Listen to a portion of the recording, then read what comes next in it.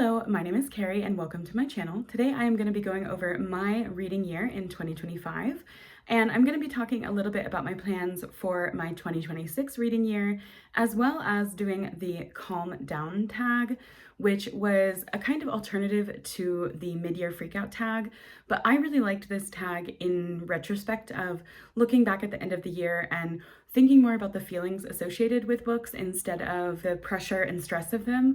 So I'll get into that a little bit later. First, I'm going to start off with my reading year statistics and kind of general thoughts about my 2025 reading year. So in 2025, I read 132 books, and now on to the format that I read those books in. 64 were audiobooks, 41 were physical books, and 27 were ebooks.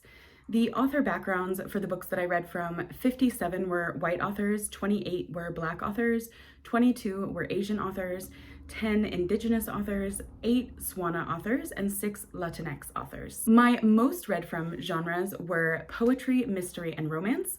I was actually kind of surprised that romance was such a big category. I didn't really realize how many romance books I had actually read last year, and so I was pleasantly surprised by that. I wasn't really surprised by poetry or mystery because those were definitely the genres that I felt like I was reaching for the most. Additionally, I read from 26 different countries last year. I am actually really pleased with that. I think last year I actively was reading from the most countries I've ever read from. It wasn't necessarily intentional, but I was trying to read authors that I was unfamiliar with. I was reading a lot of poetry and trying to read more outside of just Western poetry or, American and other English speaking countries poetry. So I think that that had a really big influence on my amount of countries read from, and I really hope to continue that in 2026 as well. I also read 10 books that were translated across, I believe, 6 different languages. So 2 were Swedish books that were translated by Neil Smith. These were the Frederick Backman books that I read last year. I read 1 book translated from Korean by Yi Yewon and Paige Ania Morris. I read 3 different books that were translated from French by Nancy Carlson, Kazim Ali, and Roz Schwartz. 1 book that was translated from Spanish by Megan McDowell, 2 books that were translated from Arabic, 1 translated by Hilary Kilpatrick and the other by Kareem James Abu Zaid, and then 1 translated from Danish by Jennifer Russell. I definitely want to read more translated works in 2026. I realized last year in 2025, I really didn't read anything for Women in Translation Month, and outside of that even, I wasn't really reading a lot of translated works. So I am hoping to definitely improve this one in the new year because I want to read a wider variety of experiences. And the last statistic that I'm going to talk about is actually related to money that I spent on books last year or saved on books. I am an avid library lover, and last year I didn't have access to my local library in the US for about 4 months because my library card expired. While I was back home this summer, I ended up renewing my library card. I also have access to a pretty good library system where I currently work. And so through both my library system here in the country that I live in and also through using Libby and my library in the US, I saved $964.56. That is an amazing, outstanding number of money saved, especially because if you watched my DNFs video for 2025, I DNF'd 21 books last year, and many of those books actually came through the library. So the library resources that I have available have genuinely saved me money in more ways than one, but also it's amazing to know that that many books have been utilized through the library to support library services. I am forever grateful for public libraries and the amount of resources that they provide people. And so yeah, that was just another statistic that I wanted to really talk about. Now, I'm not going to go into my reading reflections just yet because these are actually incorporated into some of the questions for the Calm Down tag.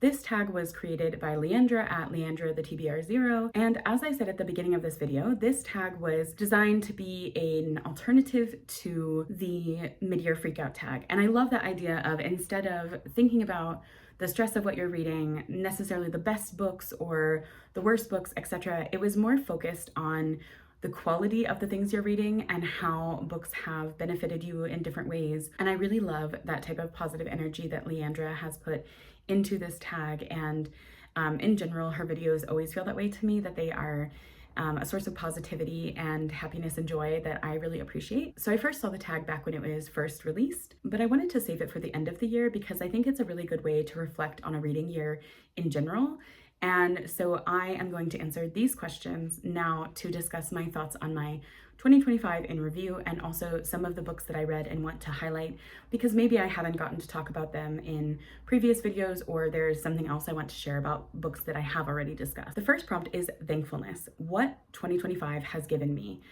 I have to be honest, 2025 was a very difficult year for me, both personally, professionally, and I think that it was a year of a lot of challenges. Reading was such a comfort to me in 2025. I not only discovered some amazing books, but I learned a lot more about my reading preferences.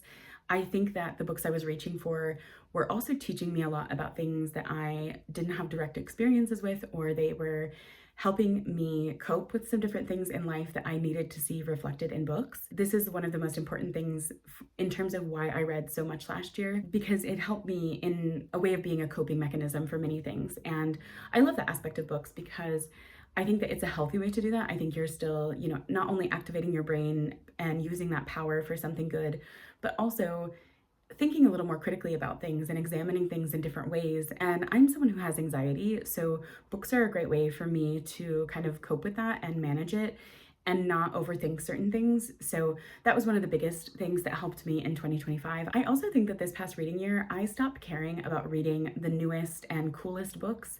As long as I was having fun with what I was reading, I didn't care when it was published. I didn't care if it was being talked about.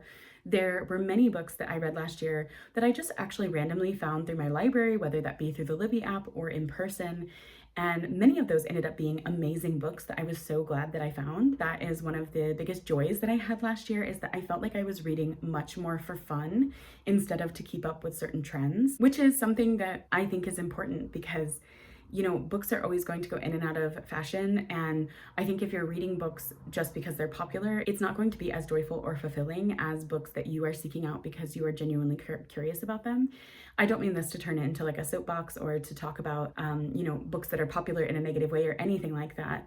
But I just wanted to share my experience with that this past year as I was reading more books that I didn't see anyone else really reading, or I saw someone recommend when I had never heard of this book before. And that was something that really impacted me in terms of reflecting on the books that I read last year. The next prompt is Relaxation, the most relaxing book that you read last year. For this, I chose The Serviceberry by Robin Wall Kimmerer. I read this at a time when I think I really needed to.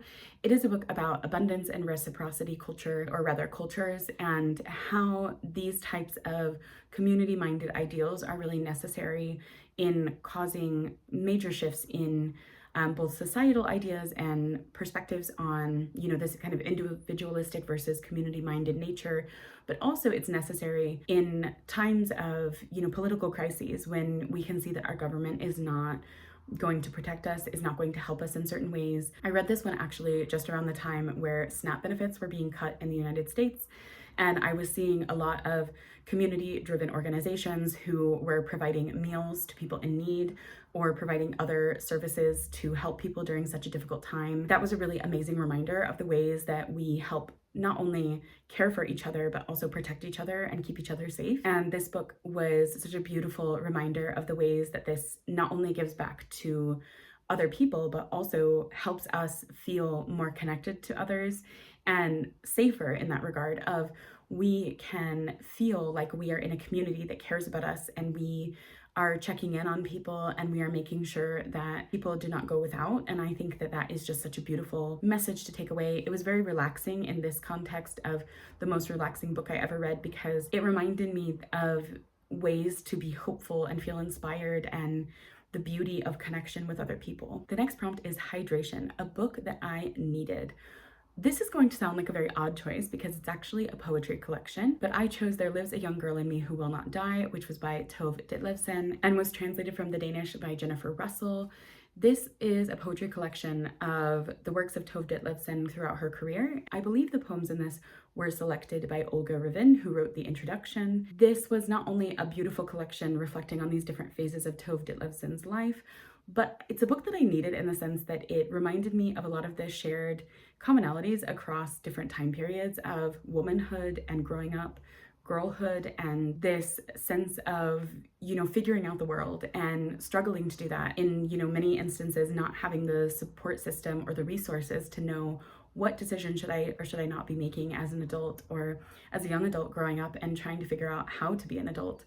I think that this collection was really beautifully honest about the struggles of not only just being a woman in the world, but also in growing up in the world and the realities of life that hit us pretty heavily. And there's actually a poem from this that I would like to read here because I think this poem not only perfectly describes the types of feelings that this collection evokes, but also the experience that I think it really calls to throughout the collection. So it starts with, "There lives a young girl in me who will not die. She is no longer me, and I am no longer her. But she stares back when I look in the mirror, searching for something she hopes to recover. There is no one else in the world she can ask. Where are the earnest smiles, the carefree dances? Where are my dreams and the joy of 20? Tell me, have you made the most of my chances?" I try to catch that pale, shimmering gaze, try to silence her questioning refrain. And in the depths of my heart, I hear a regret, softly dripping like the sound of rain. The next prompt is Nourishment, a book that energized me. I chose You Started It by Khalilieh. This is a young adult book and it is a fake dating romance, which is usually a bit of a hard trope to sell me on, but this follows a young girl named Jamie. She has been dating this guy for most of her high school experience, and then the day before their senior year starts, he breaks up with her unexpectedly. This was so unexpected, they had actually planned a bucket list for the last year of their high school studies, and she feels really heartbroken by this. She wants to try to get him back. So she plans this whole scheme with a guy whose bike she runs over in order to try and make her ex-boyfriend jealous. But along the way, this also follows the journey of Jamie grieving her relationship and this life that she thought she was going to live with this partner.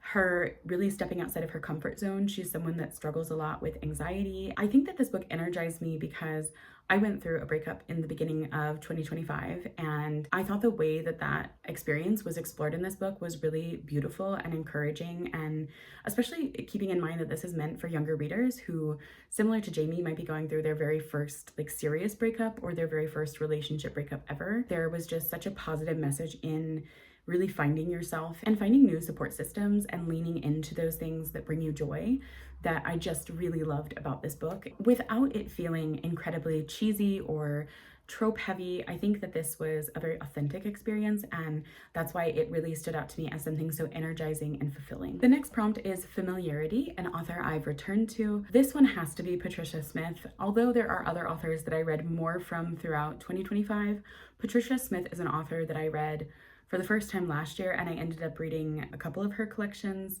throughout 2026. I just really love her work. I not only read Big Town's Big Talk, which was a kind of reflection on growing up during the Motown era and African American culture, but I also read her collected works, which was a new collection that came out in 2025 called The Intentions of Thunder. Both of these I really enjoyed. I absolutely loved Big Town's Big Talk. The Intentions of Thunder was more of a mixed bag because it's some pieces that are pulled from her previous collections and then new poems as well. However, I did love the breadth of her work explored in The Intentions of Thunder and seeing how her poetry style evolved. There's also a section in The Intentions of Thunder called Incendiary Art, which is a separate collection that Patricia Smith has. And I really wanted to read that after sampling that section in the work. She is an author that just so perfectly encapsulates these different eras of African American history within the United States. There is a love and care for African American culture and community that is just so beautifully expressed in her poems. And she has definitely made her way into my favorite poets of all time because there is just something so incredibly beautiful about her work that it still resonates with me long after reading. The next prompt is Healthy Risk.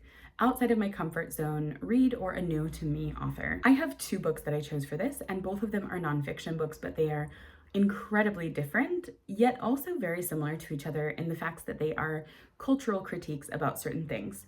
The first one I want to talk about is They Can't Kill Us Until They Kill Us by Hanif Adurraquib. Hanif Adurraquib is an amazing poet and also essayist. This is a collection of his essays reflecting on music and culture, and also kind of partially a memoir about his time growing up and the different phases of his life where music impacted him. This was out of my comfort zone because I often hear this book talked about as a reflection on music, and I really struggle sometimes with books that are about music, just because I don't feel like I have that wide of an understanding of music throughout different generations, cultures, genres, like, all of these things. I feel very like out of the loop on at times. But I actually felt the exact opposite in They Can't Kill Us Until They Kill Us, because much of this is about information behind just the songs themselves. It's more about the culture, the singers, the bands, also the emotional impact that music has had on Hanif Abdurraqib through these different parts of his life. One of the most surprising things about this book is how much of it is almost a love letter of sorts to Marvin Gaye and his impact on Motown era music. I loved the reflections that we get throughout the book because they are scattered throughout on Marvin Gaye and specifically his album What's Going On, which I have listened to many times all the way through after reading this book. It has been a little bit of a source of comfort in this never-ending time of political crises and questioning of the world. Hanif Abdurraqib not only describes, what led to the creation of this album, but also how it can be applied to different times and different experiences of what is happening in the world and this sense of questioning things. Yeah, it was just a beautiful book, and I definitely understand why it is so beloved, because I've never read anything like this, and that is meant with like the utmost praise, because wow, it's even to this day there are parts of this book that I can still so vividly remember, and I have gone back and listened to many of the songs that were in the book. I think it's just so beautiful how this book came together and what Hanif Abdurraqib had to say in it as well. The other book that I want to talk about for this prompt is Regarding the Pain of Others by Susan Sontag. I could go on truly forever about this book. There are so many things that I have broken down about this book that I've gone back to. I've made many other friends of mine read this book since, because I think it's such an important work. This is a book that is also an essay collection, and it is reflections on how photographers and journalists exploit the suffering of other people. This is a cultural critique. At the time that she was writing this was shortly after 9/11, and she talks a lot about respectability politics of why certain people's suffering is filmed for mass consumption and other people's it's deemed as inappropriate or not okay that this is filmed and released to people. She talks a lot about the beginnings of manipulation of photography and journalism and how this was going to become problematic. She even unexpectedly references what would become known as deepfakes and AI generated content. There's so much in this that she predicts about the eventual crisis that we find ourselves in today with journalism, where people are very skeptical of journalism. There is content that we don't know really the source of, and there's misinformation everywhere. But this book is examining that kind of at its origins, when it was starting to become a problem, and Susan Sontag was realizing that there were many journalists and photojournalists who were not behaving in ethical ways, and thus this was affecting the way that people's suffering is shown as a mass media consumption for usually the West. Although this book was published, I believe in 2003 or 2004, it is so incredibly relevant to many things that are happening today. It also is a reminder of how we need to humanize people who have been through some of the worst moments of their life, and that we are not entitled to know about those moments, and we are not entitled to violate someone's privacy or showcase their suffering for entertainment. And I think that that is a really important takeaway from this book. There's so much more to it than that. I mean, me talking about these things does not take away any information that you're going to get in this book. There is so much more depth and nuance to the things that she explores and how she writes about them. And this has led me to want to read, similar to Hanif Abdurraqib, all of Susan Sontag's works. I actually went to the local library here because they do have a large selection of her works, and I literally checked out every single book that she had because I want to slowly work my way through them, because my library here, because I work for the school, I get loans for about 6 months. So I am really excited to have so much of her work to consume during that time, because I just want to know literally everything that she ever thought, because it just feels so comforting, but also validating to read her words and have this reminder, similar to Hanif Abdurraqib talking about Marvin Gaye's experience writing the What's Going On album. It's a reminder that through generations, we have suffered in different ways, that there are people who have said something, that there are people who are finding a way to express themselves, to push back at these things that are incredibly problematic and dictating our lives and restricting civil rights. And so I think both of these are important in their own way. The next question is reflections.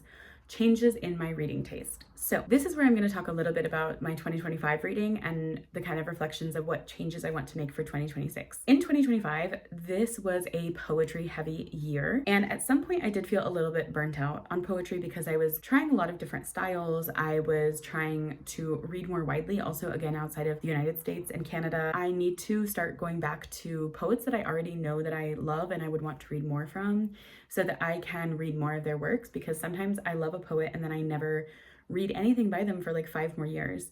I have been working my way through Patricia Smith's work, through Dana Smith's work. I really would like to read through more of Joy Harjo's work, as well as some other poets, but I also want to be more intentional with what poetry that I pick up, because I think I have reached a point where I know what my preferences are in terms of style, in terms of topic. Like last year, I read a lot of environmental poetry and I realized it's really hard for me to connect with environmental poetry, and it's not something that I feel this pull to, and I think I need to respect that and lean more into the collections that I do feel that kind of pull to. I also did not read a lot of nonfiction last year, or even really literary fiction, and both of these things really disappoint me, mainly because I have so many nonfiction books, whether that be in checkouts from the library or in terms of the like books that I already own. I have a lot of ebooks that are nonfiction. I don't understand why I'm not reaching for them, and it kind of concerns me because I always question if I am, kind of falling outside the loop, especially, working and being confronted with social media and screen time and everything. There's a lot of time that I'm not dedicating to actively learning more about things, and I know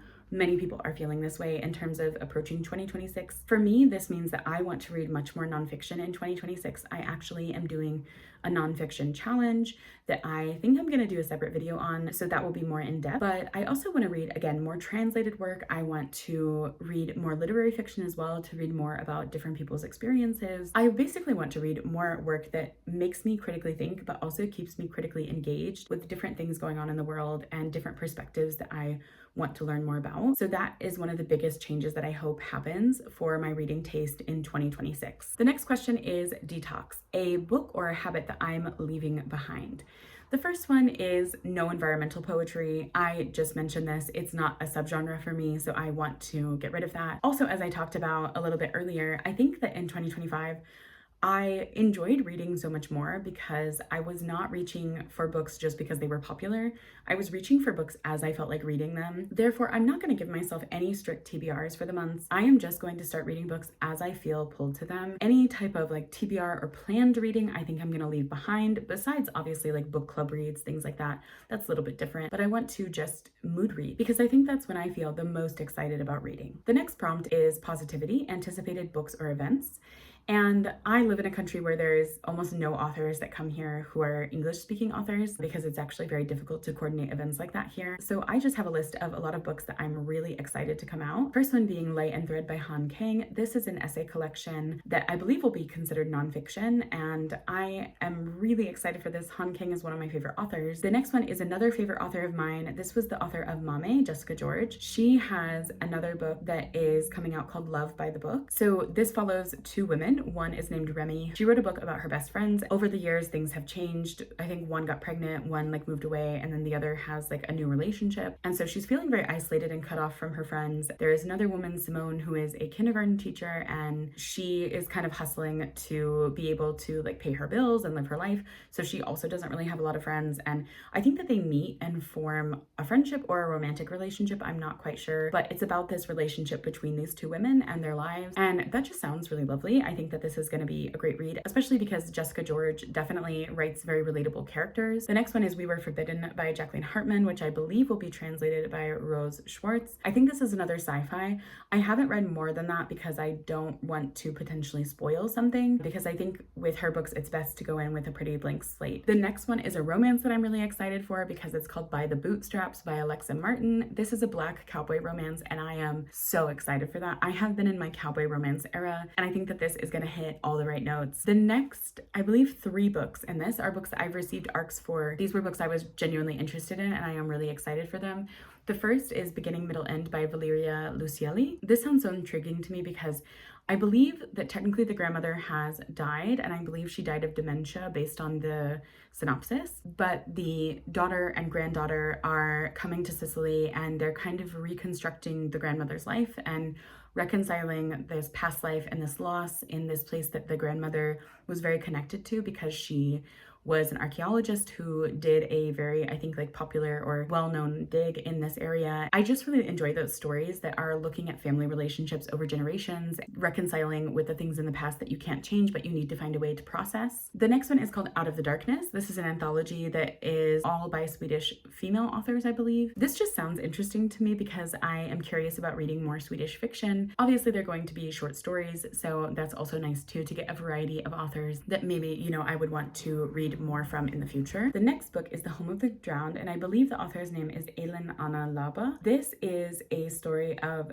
the indigenous Sami community. We follow a mother and a daughter, and it follows this family for 40 years as their homeland is slowly disappearing, partially due to climate change, also partially due to governmental policies and things like that. I don't know much about the Sami people, and so this sounds like one that I am going to learn a lot from. The last prompt is looking ahead, personal plans and goals. So I want to talk a little bit about the goals that I had for 2025 and if I met those or not. I plan to read 100 books. I read 132, so I did complete that. I also wanted to write a review for every book that I read last year, and I did do that successfully, and I think that that helped me a lot in remembering information about books because I was much more intentional about my reviews. I didn't just write 3 sentences. I tried to write long form paragraphs, and I think that that has helped me a lot in retaining information about the books that I read. I wanted to get my NetGalley ratio up to 70%. I did not do that. However, I did increase it by almost like 20%, I think, or a little over 20%. So that was a big win, and I was very happy with that. I did prioritize a lot of NetGalley books because I don't try to request any books that I don't think I will enjoy, but I often am behind on reading books that come out recently. So that was a little bit of pushing myself to catch up on some of these books, especially the poetry collections, because those are so short. I don't know why some of those hadn't been read before. I wanted to complete the Sealy Challenge. There were 2 days where I did not read during the Sealy Challenge, so technically I did not read the 31 books. However, I did read 29, and I was feeling so burnt out by the last 2 days that I think I made the right decision to not necessarily finish that challenge, which I talked in a lot more detail about that during my Sealy Challenge wrap-up video. I wanted to read the Around the World in Books Challenge, but I totally did not succeed in this. I don't even think I read like half of the countries chosen, but I was still reading from a lot of different countries. So I think my perspective on that has changed, that maybe I don't need to be reading for specific countries, I just need to be reading a wider variety. I wanted to participate in Nonfiction November, and I did not read a single nonfiction book in November. Again, last year was just not a nonfiction year for me, unfortunately. I wanted to attend a book club meeting. I ended up going to 7 book club meetings last year, and now I am actually starting 2026 as a co-coordinator for this book club. So that's really exciting. I am really happy that I found that kind of community. I wanted to complete Black Walnuts Decolonize Your Shelf Challenge, and I actually did almost complete this. I only had 4 of the 20 prompts that I did not complete. I don't think I'm gonna focus on this challenge for next year because, again, I don't want to try to plan out my reading so much, but it was fun, and I did realize that even without intentionally doing so, I was reading most of the prompts anyway. So that was a really nice surprise. And the last one was that I wanted to buy a book from every place that I went on vacation last year. And although I did actually go to bookstores on most of my trips last year, I didn't really buy a lot of physical books. I wasn't really purchasing a lot of books last year. I was mostly getting things through the library or my own shelves. And I want to stick with that. I think that I just don't need to be purchasing that many books. So yeah, I don't really feel bad about that one. In terms of 2026, my reading plans or goals are that I want to read 100 books, to read more translated works, to read more nonfiction, and read more of the physical books that I have on my shelves because I have a very limited amount of space here for physical books. So those are kind of my priorities right now. And there are some challenges that I am doing, like bingo boards and things like that, that I want to read more from, but I am not like, setting very specific prompts. They're more like general topics, things like that. I would like to write a review for every book that I read. I do want to get my NetGalley up by another 10% this year, but outside of those, I'm not super focused on like, I need to read this many romance books. I need to read these specific subgenres in cozy mysteries or things like that. I am hoping that this is still kind of the similar setup. My phone ran out of storage. I am kind of just jumping back in here at the end to hopefully wrap up my thoughts and conclude this video. So I apologize if this is a little disjointed. Overall, in 2026, I just want to enjoy my reading and continue finding books that I enjoy and not focusing so much on the numbers related to that. And so those are my plans and those are my goals for the next year. I would love to hear about how your reading year went, or your reflections on your reading, your favorite books, or books that related to prompts in this tag. I hope that a new year of reading is in store for you that brings a lot of joy and nourishment from your reads. Thank you so much for watching this video, and happy reading. Bye.